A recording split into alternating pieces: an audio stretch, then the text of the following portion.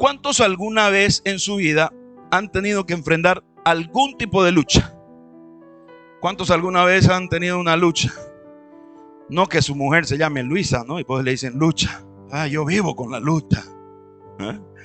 No, sino de que hayan enfrentado algún conflicto, ¿sí? Sea judicial, sea social, sea personal, sea de salud. ¿Cuántos han tenido lucha? Muy bien, dése cuenta que todos en alguna manera hemos pasado por un tiempo de lucha. Hoy quiero compartirles el tema que he titulado Nacidos para la victoria. Bien. Entonces, las luchas, las guerras, siempre dan como resultado un ganador. Y por lo tanto, también hay un perdedor. Hay un ganador y hay un perdedor. Hay un victorioso y hay un derrotado. Todos se dan cuenta que en una guerra, en un litigio, no existe el subcampeón. En un juicio, por decirle, laboral, vamos a poner por ejemplo, el que gana, gana. Y el que no gana no dice, yo salí subcampeón en ese juicio. ¿Usted cree que es así? No. En un litigio, en una guerra, en una situación así, solo existe un vencedor y un vencido. La palabra de Dios dice que en Cristo, somos más, no le escuché, somos más que vencedores. Eso quiere decir que la victoria que nosotros hoy está fundamentada, quiere decir que tiene la base de Cristo. Cristo es el que dio la victoria, dio la conquista, y sobre esa conquista, cuando nosotros nos paramos, tenemos la habilidad de poder decir: soy más que vencedor porque estoy parado en Jesucristo. Jesús venció todo en la cruz del Calvario. Pero eso es cuando estoy en Cristo. Ahora, lo raro es que pese a esa gran verdad, día a día vemos una realidad distinta en nuestro entorno. ¿Por qué? Porque vemos cristianos que viven en derrota. Vemos cristianos que viven alejados de esta verdad porque lo único que hay en sus labios es queja. Pero no hay ninguno de esos en esta iglesia. Es en otras iglesias, como yo predico en otros lados también. Ahí en otro lado. Aquí no, aquí todos son de victoria en victoria. Cierto que dijo que mientras vivamos en este mundo íbamos a tener aflicciones. Al parecer muchos leen solo esa parte del versículo. Acompáñeme por favor a leer el versículo en Juan 16:33.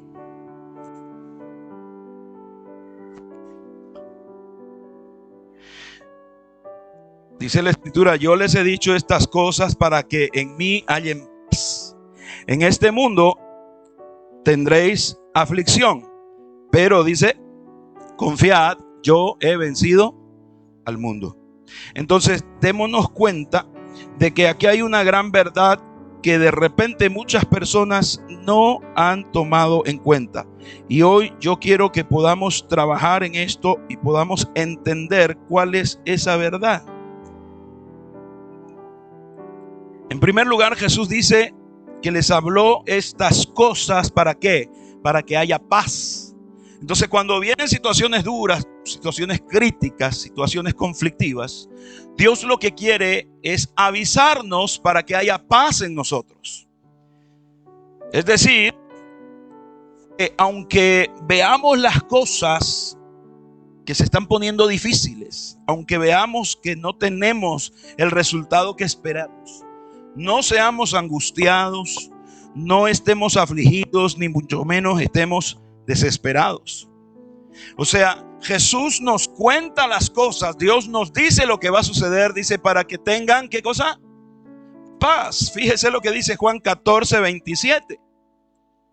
La paz os dejo, mi paz os doy, y yo no la doy como el mundo la da. Y vuelve a repetir esto, dice: no se turbe vuestro corazón ni tengan.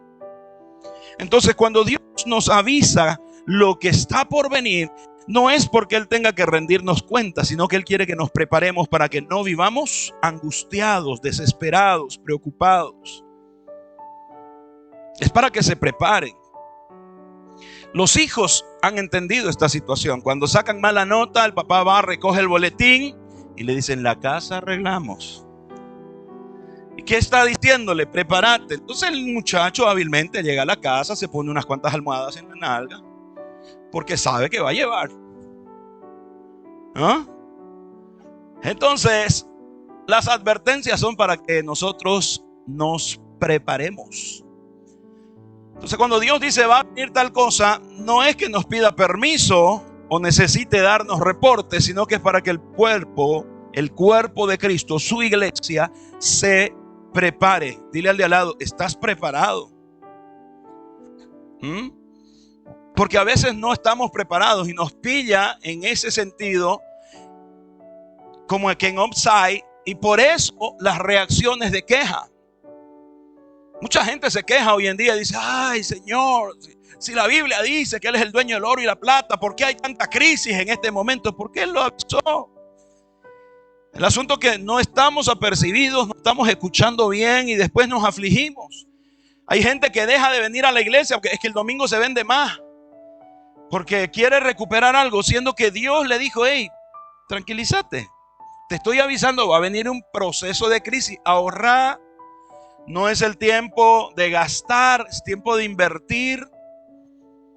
Pero mucha gente tomó a mal eso, y en el tiempo donde todavía la economía estaba buena, bueno, se fueron de vacaciones, hicieron compras, muchas cosas, en lugar de invertir, y ahora están con deudas. Entonces hay una aflicción: tengo que pagar el banco. Me toca mañana el banco. Ay, Señor, haz un milagro ahora. ¿Y por qué? Porque mañana toca pagar el banco. Y a veces no hay ese dinero. Entonces, hermanos, Dios nos avisa las cosas para que estemos apercibidos, pero para que tengamos paz, para que haya tranquilidad, para que no andemos desesperados, para que seamos sabios y nos conduzcamos en una forma correcta. En segundo lugar, dice que en nuestro paso por este mundo vamos a tener aflicciones. En ese versículo Jesús dice: en este mundo tendréis aflicciones, es decir, van a tener cosas que te preocupen. Eso quiere decir que no debe sorprendernos que estemos pasando por algún momento de situaciones difíciles o complicadas. Pero nuevamente Él nos da la fuerza diciendo: confíen en mí, porque yo he vencido al mundo.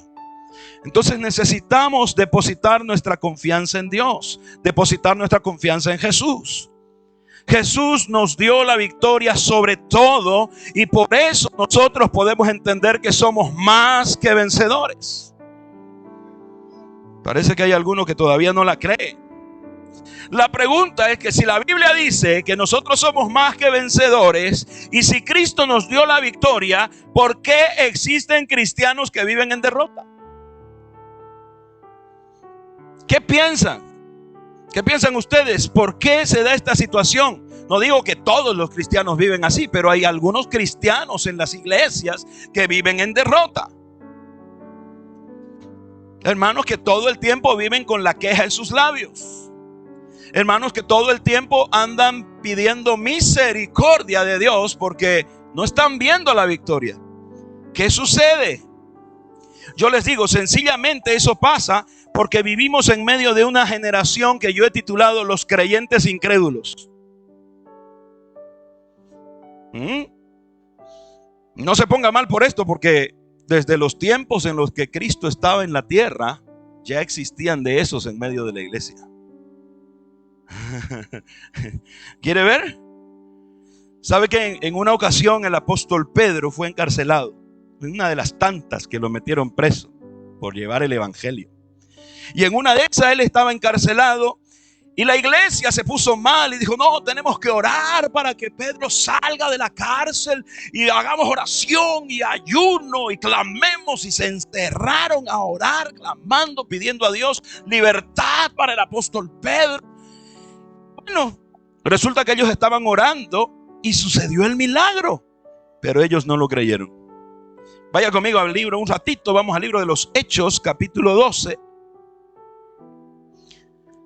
Y vamos a ver los versículos 11 al 16.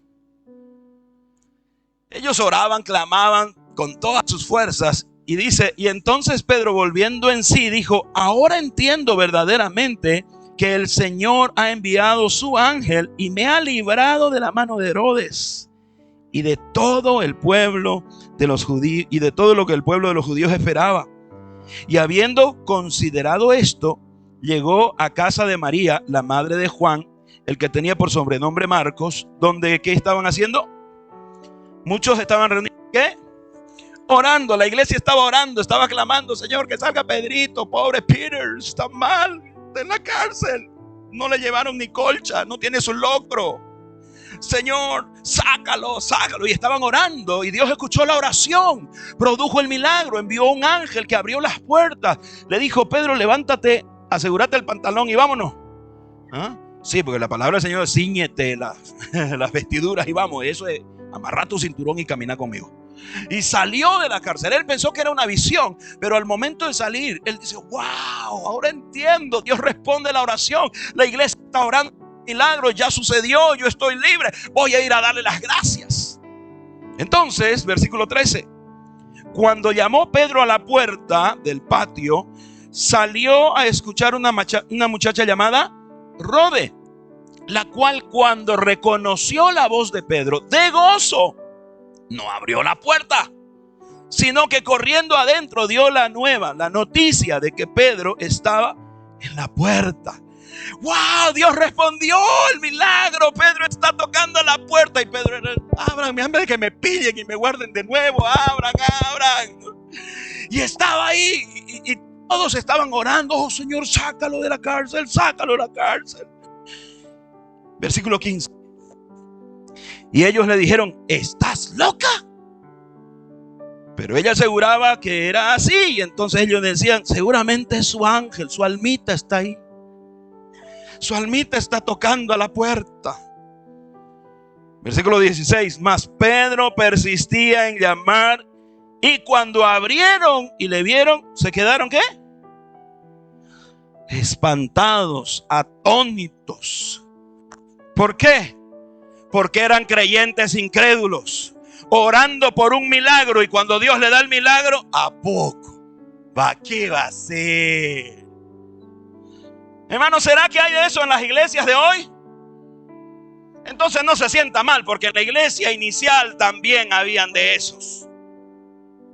O sea, no es de sorprenderse que existan creyentes incrédulos. ¿Por qué existen creyentes incrédulos? ¿Por qué hay esa clase de personas? Sencillamente es porque vivimos en medio de una generación que no busca de Dios, que no lee la palabra. Estamos como esos que, aunque estamos aún luchando, nuestra lucha no es contra carne ni sangre, sino que es contra nuestra misma incredulidad. Conocemos la palabra, conocemos el versículo. Ay, es que el diablo hoy no pude ver el milagro. Échale la culpa al diablo, él también va a tener su abogado en el día del juicio. Va a decir: todos me echan la culpa a mí. Yo me lo imagino a Satanás en una esquina que dice: es que es del diablo. Y el diablo: ¿yo? O sea, yo no hice nada. Porque es fácil echarle la culpa a otro y no reconocer nuestros errores, nuestras debilidades. Entonces es sencillo decir: es que el diablo me puso falta de fe. Y el diablo dice: excuse me. O sea, yo no hice nada. Porque ¿qué dice la palabra? ¿De dónde viene la fe? ¿Del oír qué? De oír la palabra de Dios. Entonces hay creyentes incrédulos porque aunque escuchan, no oyen. Y ya le enseñé muchas veces la diferencia entre escuchar y oír. Escuchar es simplemente percibir los sonidos, pero oír es prestar atención para aplicar lo que estoy oyendo. Yo he escuchado algunas veces a alguien que le dice: ¡cuidado, se va a caer! ¿Ah? ¿Qué? Porque escuchó pero no oyó. Pero aquel que oyó: ¡cuidado, se cae! ¿Qué? ¿Dónde? ¿Cuáles? Aunque sea una broma. Pero ese oyó. Y la palabra del Señor dice: oye, oh Israel, Jehová tu Señor uno es. Pero dice oye, no dice escucha. Entonces tenemos que prestar atención. Estamos en medio de una generación de creyentes incrédulos, y esa incredulidad es porque el enemigo tan hábilmente nos ha distraído con cosas que nos hace que tengamos falta de tiempo. ¿En qué sentido? Ya no tengo tiempo para leer la Biblia. Ya no tengo tiempo para orar. Ayuno, ¿qué es eso? ¿Existe eso? Porque ya no tengo tiempo para ayunar, para buscar al Señor. O sea, el diablo te ha puesto tantas cosas que lo que hace es robarte el tiempo, te distrae.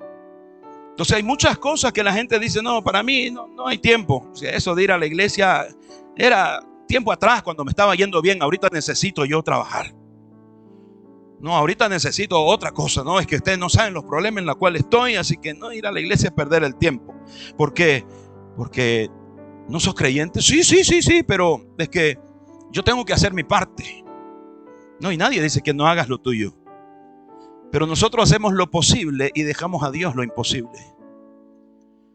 Pero para eso tenemos que tener una comunión con Él. Tenemos que buscarlo. Dejamos a Dios en último lugar de nuestras agendas o actividades. ¿Se ha dado cuenta que si tienes que asistir a la iglesia, pero entre semana alguien te dice, oye, voy a ir a visitarte, vamos a hacer un churrasquito en tu casa? La gente prefiere quedarse en su casa a hacer el churrasquito que venir a la iglesia. En vez de decirle, no, sabes que hagámoslo otro día porque domingo yo tengo un compromiso con el Señor. Yo tengo una cita con Él. No, pues que otro día yo trabajo, hermano. El domingo es el único día que puedo ir. Además, hace rato que no te veo. No seas tacaño. Yo voy a poner todo. Solo recibime en tu casa. Y a veces preferimos quedar bien con la gente en lugar de ir a buscar de Dios. Pero eso no es aquí, eso nunca pasa. Eso es en otro lado. Solo le cuento porque usted necesita enterarse que hay esa clase de gente. Usted tiene que enterarse que aunque parezca increíble, hay personas que hacen eso. Claro que usted jamás lo hace y por eso usted se asombra. Porque usted jamás se falta al servicio. Y eso es hermoso. Así que yo le felicito por eso. Pero a veces hay gente que pone excusas. No, es que domingo es para lavar ropa, pues. Y hay que aprovechar que sale el sol porque después viene la lluvia. A popí huele la ropa. Entonces por eso hay que lavar. Bendito Dios por el domingo de sol. Por eso me encanta el inglés. Porque en inglés no existe la palabra domingo. En inglés es Sunday, día de sol. Aleluya. Hermano, queremos engañarnos a nosotros mismos y dejamos a Dios en segundo plano y empezamos a convertirnos en creyentes incrédulos porque no le damos la prioridad al Señor. Y por eso es que no podemos andar en victoria. Por eso oramos, ni un resfrío podemos echar fuera porque andamos mal. Es más, en el resfrío es el tiempo donde los cristianos están mejor peinados. Y ahí está el gel. Bien peinadito termina, ¿no? Aleluya. Hermano, a veces me encantaría volver al tiempo de los coritos, donde podamos declararlo. He decidido seguir a Cristo. He decidido seguir a Cristo. He decidido seguir a Cristo. No vuelvo atrás, no vuelvo atrás. Hermanos, tenemos que tomar determinación para vivir en victoria. Y esa determinación viene por nuestras decisiones. Cuando tú no tienes tiempo con Dios, entonces tu comunión no es una prioridad en tu vida. Entonces no puedes aprender la palabra y todas las bendiciones que están incluidas dentro de la palabra. El problema es que cuando tú no tomas esto, no entiendes que todas esas bendiciones ya fueron conquistadas por parte de Cristo y que están en bandeja de plata para entregártela. aún la muerte. Porque la palabra del Señor dice que Cristo conquistó el imperio de la muerte. Y a veces creemos que la muerte es el último paso. Hermanos, la palabra del Señor da un mandato: id y hagan discípulos, enséñenles, bautícenles en el nombre del Padre, del Hijo y del Espíritu Santo. Pero entre medio también dice: impongan manos sobre los enfermos, y también dice: resuciten muertos. ¿Cuántos se han ido a un velorio a hacer el intento?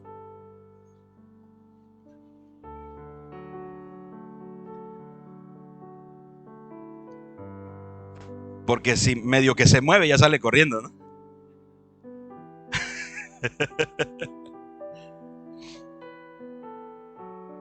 Hermano, cuando tú estás en esa comunión con Dios, tú puedes entender si el propósito de la persona que falleció fue cumplido. Sabes que se fue con el Señor. Pero si aún no fue cumplido y tienes la certeza de parte de Dios, tienes toda la autoridad para orar para que esa persona vuelva a la vida hasta el cumplimiento de su propósito.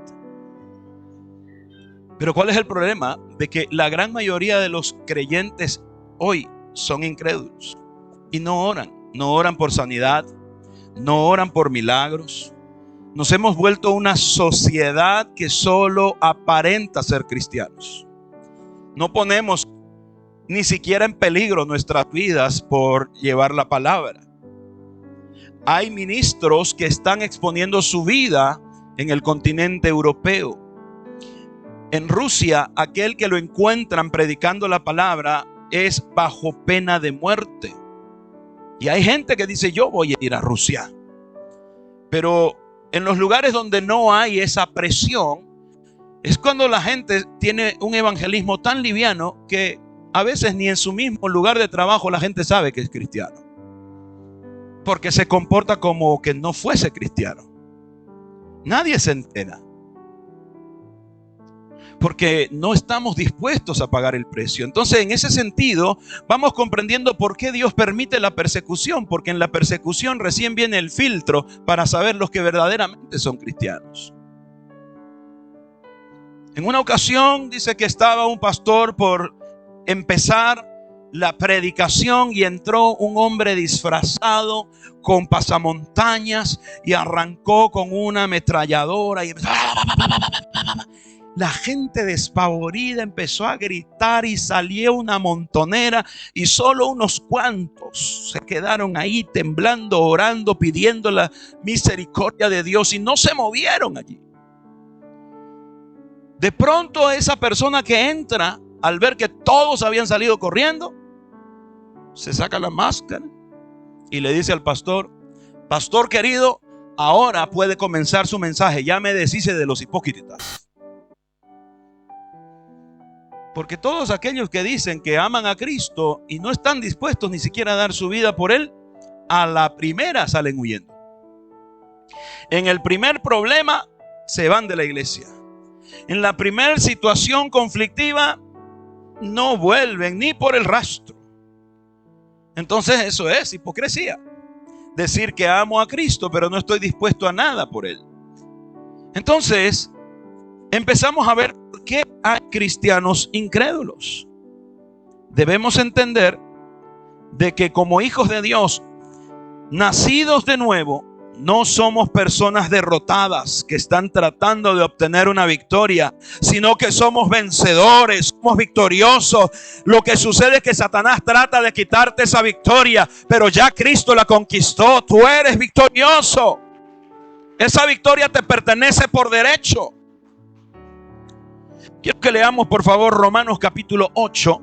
Vamos a leer los versículos 33 al 39.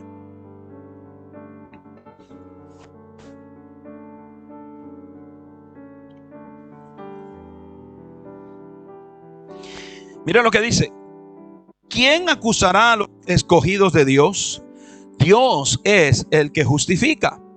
¿Quién es el que condenará?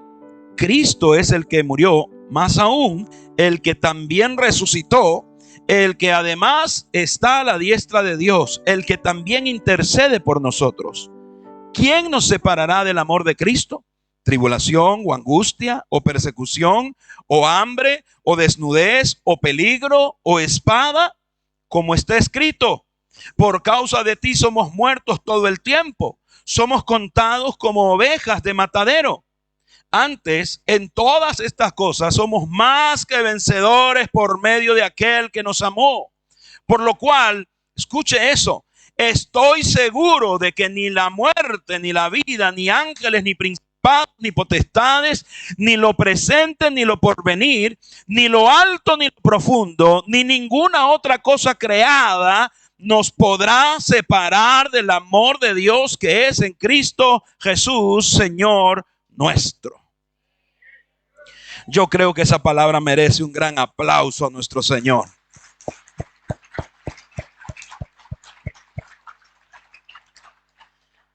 Ahora, si alguien quiere acusarte, hermano, si alguien quiere acusarte, el versículo 33 dice: ¿quién acusará a los escogidos de Dios? Porque Dios es el que te da justicia. Hermano, si Dios es quien sufrió ese sacrificio de ofrecer a su propio Hijo para que fuéramos justificados, ¿tú crees que acaso hay algo que esté por encima de esa verdad? Él estuvo dispuesto a sufrir ese dolor de ver a su propio Hijo morir en sacrificio por nosotros, para el perdón de nuestros pecados, para que todas nuestras equivocaciones fueran borradas. ¿Será que hay algo más fuerte que ese sacrificio? ¿Podrá haber alguna acusación en tu contra que sea más fuerte que el sacrificio que Dios hizo al ver a su Hijo en la cruz? Yo no lo creo. Pero hay cristianos que se equivocan, y todos nos equivocamos porque somos humanos y cometemos errores, pero le creen más al diablo en la acusación que a la verdad de que Dios te dice: hey, no hay error tan grande que cometas que haga que yo te ame menos. No hay un error, un pecado que hayas cometido que no pueda perdonarte. Si estuve dispuesto a dejar a mi propio Hijo morir en tu lugar, yo no voy a dejarte desamparado, desamparada. Yo no te voy a desechar por tu error, porque mi amor por ti es mayor. Entonces, ¿por qué hay cristianos que se quieren morir porque se equivocaron y no aceptan el perdón de Dios? Cristianos incrédulos. Porque sí le creen las mentiras al diablo, pero no le creen que Dios es un Dios perdonador y restaurador. ¿Quién puede condenarte? Fíjate el versículo 34, qué interesante. ¿Quién es el que te condenará? Si Cristo es el que murió, aún más, Él también resucitó y además está sentado, es evidente, Él está vivo, glorificado y está sentado a la derecha del Padre. Entonces, si Jesús pagó el precio de todos tus pecados, no importa que el ser humano los catalogue como mayores o menores, porque para Dios el pecado es pecado, hermano.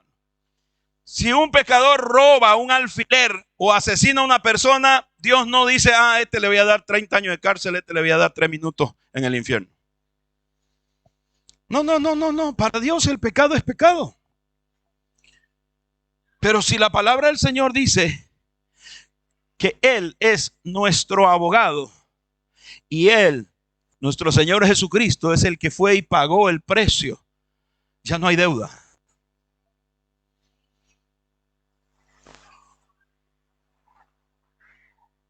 Tienen una cara de pecadores, hermano.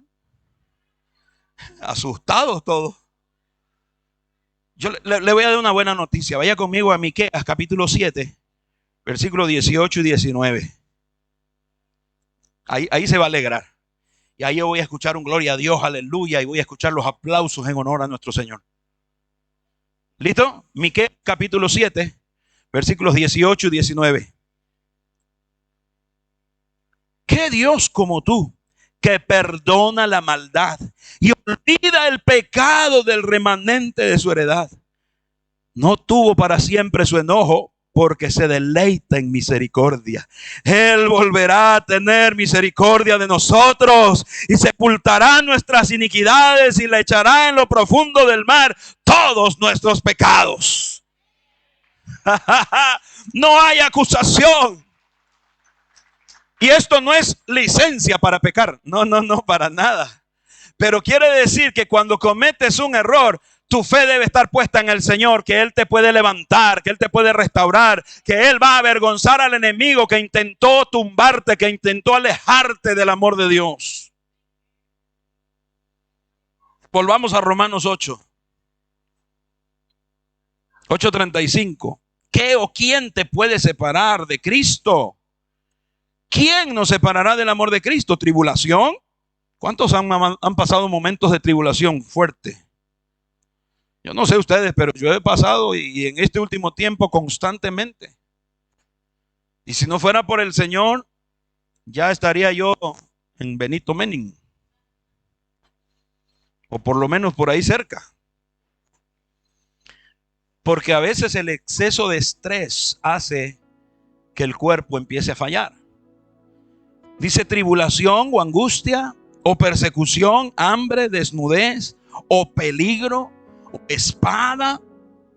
Hermano, Cristo nos ama tanto, hermano, tanto. Date cuenta cuánto te ama el Señor, que no hay nada que te pueda separar de su amor. Escucha, jamás Cristo te va a dejar de amar.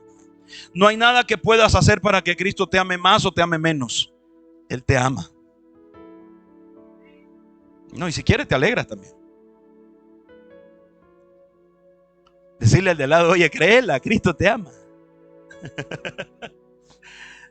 Cristo te ama, hermano. Y por eso, amados, es que nacimos para la victoria. Mira el versículo 37. Antes, en todas estas cosas somos más que vencedores por medio de aquel que nos amó. Entonces, debemos tener muy presente que esa victoria se hace efectiva ¿cuándo? Cuando permanecemos en Cristo Jesús. Para mantenernos en victoria necesitamos permanecer en Cristo. Recuerda que Jesús dijo, separados de mí, nada, ¿qué cosa? Nada puedes hacer. Pero conmigo eres más que vencedor. Con Él lo podemos todo. Entonces es por eso que las palabras del apóstol Pablo cobran mucha relevancia cuando las creemos. ¿Sabe qué es lo que me encanta de esto? Él concluye diciendo, por lo cual estoy seguro. Yo no sé si tú estás seguro de que Dios te ama. Yo no sé si tienes la plena seguridad de que Dios te perdonó tus errores, tus equivocaciones. Yo no sé si tú te puedes parar con la mirada al frente y decir, yo nunca más seré lo que antes fui. Ahora soy conforme el diseño de Dios. Y si en algún momento me equivoco, mi Padre es lo suficientemente amoroso para limpiarme, para restaurarme y volverme a mi diseño. No sé si estás convencido, convencida de que esa palabra es verdad. Pero fíjate el versículo 38 y 39. Por lo cual, dice Pablo, estoy seguro de que ni la muerte, ni la vida, ni ángeles, principados, ni potestades, ni lo presente, ni lo porvenir, ni lo alto, ni lo profundo, ninguna otra cosa creada nos podrá separar del amor de Dios que es en Cristo Jesús, Señor nuestro. Amados, el amor de Cristo por nosotros y la fe es lo que nos permite apropiarnos, creer firmemente, estar plenamente convencidos de que nada, absolutamente nada nos puede separar de Cristo. Nada, ningún error, ninguna enfermedad, ninguna equivocación, ninguna yesquera te puede ni debe separarte de Cristo. Si quieres vivir y mantenerte en victoria, tienes que caminar siempre al lado de Cristo. No te alejes. Por eso más adelante el mismo apóstol Pablo dice, no dejen de congregarse como algunos tienen por costumbre. Porque aquel que deja de congregarse poco a poco se convierte en presa del enemigo y ya deja de escuchar la palabra de victoria y empieza a escuchar las palabras de mentira del enemigo. Y ahí es cuando va bajando su fuerza, va bajando su fe. se va alejando, se va separando. Si te das cuenta, la palabra del Señor dice: nada nos puede separar de Dios, pero faltaría escribir, excepto tu propia voluntad. Porque si hay algo que Él no hace, es obligarte. Nos regaló el poder de la decisión, el libre albedrío. Tú decides. No le puedes echar la culpa a la yesquera, a la enfermedad, a los errores, al pecado. Nada de eso te va a separar. Es exactamente tu voluntad la que te puede alejar de Dios. Pero nada externo te puede apartar del amor de Dios. No importa cuánto te hayas equivocado, no importa cuán mal te hayas portado, si quieres estar en la presencia del Señor, Él te va a restaurar al diseño original. Él te va a mantener en victoria. Él te va a ayudar. No hay nada que lo que el diablo haya hecho te pueda alejar de Dios. Solo tu propia decisión. ¿Qué vas a decidir tú hoy? ¿Qué vas a decidir hoy? Terminé este mensaje repitiendo las palabras de Jesús. Él dijo: en el mundo tendréis aflicción, pero confiad, yo he vencido al mundo. Y si tú permaneces en Él, siempre estarás en victoria. Nada podrá derrotarte. Quizás te retrase un poquito te va a retrasar en poder llegar hacia tu destino, hacia tu propósito. De repente te va a retrasar un poco. Solamente eso te va a retrasar, pero jamás te va a sacar o alejar del camino al cual Dios te llamó. ¿Sabes por qué? Porque Él te envió con un propósito a esta tierra y ese propósito se cumplirá. El único que puede impedir ese cumplimiento eres tú. ¿Sabes por qué? Porque naciste para la victoria. Dios te dio un diseño de victoria. Así que ahí donde tú estás, yo quiero invitarte a pensar un momento y cierra tus ojos para no distraerte solamente, porque no hay nada místico en tener los ojos abiertos, solamente que te puedes distraer. Pero cierra tus ojos y deja que el Espíritu Santo empiece a mostrarte las veces en las cuales fuiste tú el que puso excusas. Fuiste tú la persona que impidió que todas esas victorias que Cristo conquistó estén en tu poder. Él está con una espada desenvainada porque estamos viviendo tiempos difíciles. Pero Él te dice: no importa la crisis, no importa la aflicción, yo estoy contigo. Yo te hice para que vivas en victoria. Yo te formé con mi genética para que vivas en victoria. No tienes por qué creerle las mentiras de Satanás. No tienes por qué alejarte de mi presencia. No te aísles. No te alejes de mí. Yo siempre estoy con los brazos abiertos para recibirte. ¿Te equivocaste? Sí, no hay problema. Mientras hay vida, hay solución. Podemos corregirlo. Pero dice el Señor: no te alejes de mí. No te alejes de mí. Instrumento útil me eres. Pagué un alto precio por ti. No estoy dispuesto a perderte. No estoy dispuesto a renunciar a ti. El Señor dice: te amo tanto. Oh, cuánto te amo que no estoy dispuesto a renunciar ni a perderte. Por eso dice el Señor: no te alejes de mí. Pedro se equivocó, negó a Jesús 3 veces. Creyó que su vida se había terminado. Judas lo traicionó y no aceptó el perdón y se fue y se suicidó. Pedro se alejó de la iglesia, volvió a sus actividades cotidianas. Pero Jesús, al resucitar, se acercó nuevamente para decir: yo vengo a cumplir lo que te dije. te equivocaste, me negaste, pero yo no renuncio a ti. Yo te amo, Pedro. Y una y otra vez le preguntó: Pedro, ¿me amas? Porque necesitaba restaurar su corazón. Y hoy Él está aquí delante de ti haciendo la misma pregunta: ¿en verdad me amas? No importa cuánto te hayas alejado, no importa cuánto te hayas equivocado, no hay nada que pueda cambiar el amor que siento por ti, dice el Señor. Estoy con los brazos abiertos porque te amo y no quiero que tú te vayas de mí. El Señor te está convocando ahora a tener un tiempo con Él, a restaurar tu relación con Él. Y si en algún momento tú dices: no, es que yo de verdad nunca tuve esa comunión, hoy es el momento que le digas: Señor, yo te entrego mi corazón, todo mi ser, completamente a ti. Te pido perdón por vivir lejos de ti, pero hoy entendí que tú me amas tanto. Yo acepto ese amor y te agradezco porque me ames. Y pido que tu Espíritu Santo ahora me enseñe a amarte. Ya no quiero poner más excusas. Quiero acercarme a ti cada día. Quiero compartir con mis hermanos para fortalecerme todas las veces que pueda reunirme.